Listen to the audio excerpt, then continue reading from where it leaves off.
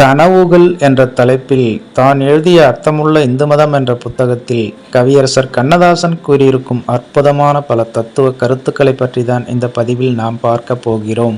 அதை பார்க்கறதுக்கு முன்னாடி hi friends, I'm C Elango. வணக்கம், welcome back to my channel. நீங்கள் இன்னும் நம்முடைய சேனலுக்கு சப்ஸ்கிரைப் பண்ணலனா உடனே ஒரு லைக் போட்டு சப்ஸ்கிரைப் பண்ணி சப்போர்ட் பண்ணுங்க. வாங்க பதிவிற்குள் போகலாம். ஆண்டாள் கனவு காண்கிறாள். அற்புதமான கனவு, இனிமையான கனவு, கல்யாணமாகாத ஒவ்வொரு கன்னி பெண்ணும் காணுகின்ற கனவு.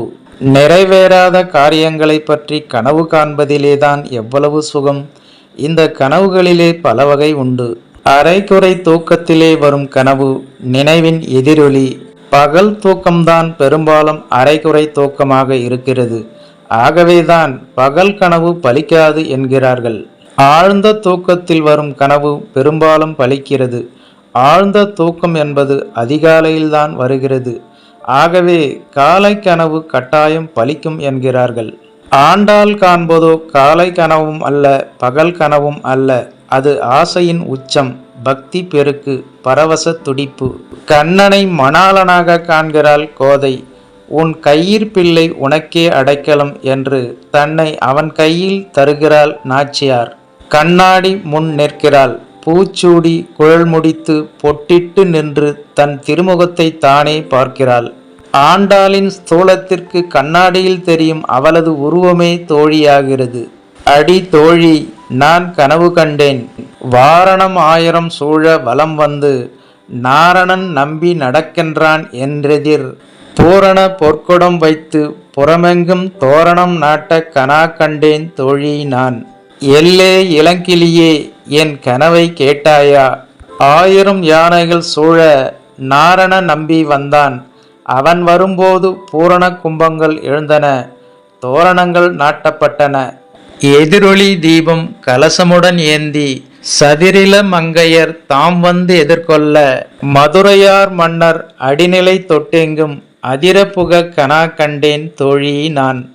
ஆம், ஒளி மிகுந்த தீபங்களை கையிலேந்தி கொண்டு சதிராடும் இளமங்கையர்கள் வந்தார்கள். அவனை எதிர்கொண்டார்கள். அந்த மதுரையார் மன்னர் மாயக்கண்ணன் எனது பாதத்திலிருந்து உச்சி வரை உடம்பே அதிர்ந்து போகுமாறு புகுந்ததாக கனவு கண்டேன். அந்த மைத்துனன் நம்பி மதுசூதனன் வந்தென்னை தைத்தலம் பற்ற கனவு கண்டேன். அடி தோழி, என் கனவு நனவாகும். ஆம், ஆண்டாளின் கனவு அவளது ஆசையின் விரிவு, ஏக்கத்தின் இலக்கியம். இத்தகைய கனவுகளை பற்றி இந்து மதம் என்ன சொல்கிறது? கனவுகள் நினைவுகளுக்கு அப்பாற்பட்டவையாக இருந்தால் அவை பலிக்கும் என்கிறது. சிலப்பதிகாரத்தில் கனாத்திரம் உரைத்த காதை வருகிறது. முத்தொள்ளாயிர நாயகிகளும் கனவு காண்கிறார்கள். திருக்குறளிலும் கனவு குறிக்க பெறுகிறது. கனவு என்பதை இறைவன் விடும் முன்னறிவிப்பு என்றே நான் கருதுகிறேன். இந்துக்களுக்கு கனவு நம்பிக்கை அதிகம், எனக்கு மிக அதிகம். காரணம், நான் கண்ட கனவுகள் பெரும்பாலும் பலித்திருக்கின்றன. 1948ஆம் ஆண்டு நான் சேலத்தில் வேலை பார்த்தபோது அரிசிபாளையத்தில் தங்கியிருந்தேன். என்னோடு பூந்தோட்டம் திருநாவுக்கரசு என்ற நண்பரும் சாந்தி மா கணபதி என்ற நண்பரும் தங்கியிருந்தார்கள். அவர்களில் பூந்தோட்டம் திருநாவுக்கரசு இப்பொழுது சிங்கப்பூரில் நல்ல உத்தியோகத்தில் இருக்கிறார். சாந்தி மா கணபதி என்ற நண்பர் 1960ஆம் ஆண்டில் காலமானார். ஒரு நாள் காலையில் காந்தியடிகளை சுட்டு கொன்று விட்டதாக எனக்கு ஒரு கனவு வந்தது. காலையில் எல்லாரிடத்திலும் அதை நான் சொன்னேன். சீ சனியனே, உன் கருணாக்கே வைத்துக்கொண்டு சும்மா இரு, எதையாவது உளறி தொலைக்காதே என்று எல்லோரும் என்னை கோபித்து கொண்டார்கள். அன்று மாலை வானொலி கண்ணீரோடு ஒரு செய்தியை சொன்னது, காந்தியடிகள் சுட்டு கொல்லப்பட்டார் என்று. எனது நண்பர்கள் திகைத்து போனார்கள். என்னை எச்சரித்தார்கள். இதோ பார், நீ கனவு கண்டதாக சொன்னால் யாரும் நம்ப மாட்டார்கள். இதிலே உனக்கும் சம்பந்தம் இருப்பதாக சொல்லிவிடுவார்கள். ஆகவே வாயை மூடிக்கொண்டு சும்மா இரு என்றார்கள். எனக்கு அந்த பயம் தெளியவே வெகு நாளாயிற்று. சில கனவுகள் ஆணி அடித்தார் போல் எதிர்மறை பலன்களை காட்டுகின்றன. உதாரணத்திற்கு, என் கனவில் மலம் வந்தால் மறுநாள் எங்கிருந்தாவது பணம் வருகிறது. 100 கணக்கான முறை அந்த கனவை கண்டு மறுநாளே பலனடைந்திருக்கிறேன். பல் விழுவதாக கனவு கண்டால் மறுநாளே என் மீது கோர்ட்டில் புது வழக்கு வருகிறது. 20 வருடங்களாக அடிக்கடி நான் படிப்பது போல கனவு காண்கிறேன். ஒவ்வொரு தடவையும் அந்த கனவு வந்த பிறகு என் புகழ் உயர்ந்து வந்திருக்கிறது. பல தடவை ரயிலுக்கு போகும்போது ரயிலை தவறவிடுவதாக கனவு கண்டிருக்கிறேன். அப்போதெல்லாம் ஏதாவது ஒரு நல்ல சந்தர்ப்பத்தை நான் இழந்திருக்கிறேன். உயரமான இடத்தில் ஏறி இறங்க முடியாமல் தத்தளிப்பதாக கனவு கண்டிருக்கிறேன். அப்பொழுதெல்லாம் வாழ்க்கையில் ஏதாவது சிக்கல் வந்து தீர்க்க முடியாமல் கலங்கி இருக்கிறேன். ஏறிய உயரத்திலிருந்து மலமளவென்று இறங்கி வருவது போல கனவு கண்டால் வந்த சிக்கல் தீர்ந்து விடுகிறது. கனவில் வெள்ளம் வந்தால் காலையில் பணம் வருகிறது. அந்த வெள்ளம் வடிந்து போவது போல கனவு கண்டால் பணம் செலவழிந்து போகிறது. 1967ஆம் ஆண்டு பொது தேர்தல் நடந்தபோது காங்கிரஸ் தோற்று போவதையே கனவில் கண்டேன். ஒரு கோட்டை, நானும் மற்ற காங்கிரஸ் நண்பர்களும் அங்கே நிற்கிறோம். மூவேந்தர் காலத்து ஆடை அணிந்து திராவிட முன்னேற்ற கழக நண்பர்கள் எல்லாம் படைகள் போல வந்து அந்த கோட்டையை சூழ்ந்து கொள்கிறார்கள். அந்த கனவை பற்றி அப்பொழுதே எனது நண்பர்கள் பலரிடமும் கூறினேன். அது பலித்துவிட்டது. 1971ஆம் ஆண்டு தேர்தலில் யானை என்னை துரத்தி கொண்டு ஓடி வந்து எனக்கு மாலை போடுவது போல கனவு கண்டேன். அந்த தேர்தலில் நான் சார்ந்திருந்த இந்திரா காங்கிரசுக்கு பலத்த மெஜாரிட்டி கிடைத்தது.